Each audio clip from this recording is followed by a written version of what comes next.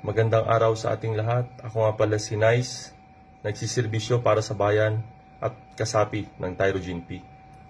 Before I start, let me thank Brother Russell Muela who gave me this opportunity to extend my greetings in connection with the 33rd founding anniversary of the Grand National Council. Likewise, I would like to thank the Grand National Council led by our President Jalil and Chairman Manuel for all the initiatives and enduring the journey despite the pandemic. More power sa inyo, bros, and be our compass para ma-meet natin ang mithiin ng Tyrogene P. Significantly, for 33 years, we have learned our lesson a lot.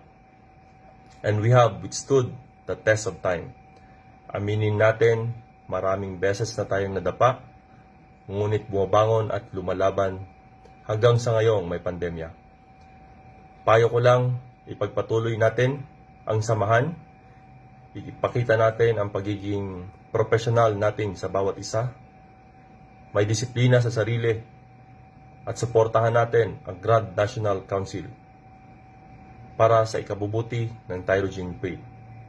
Because at the end of the day, we are brothers and sisters in the name of our brotherhood, the Tyrogene P. Muli, magandang hapon sa ating lahat. Happy 33rd founding anniversary to the Grand National Council. Long live mga Tigres, mabuhay at laban.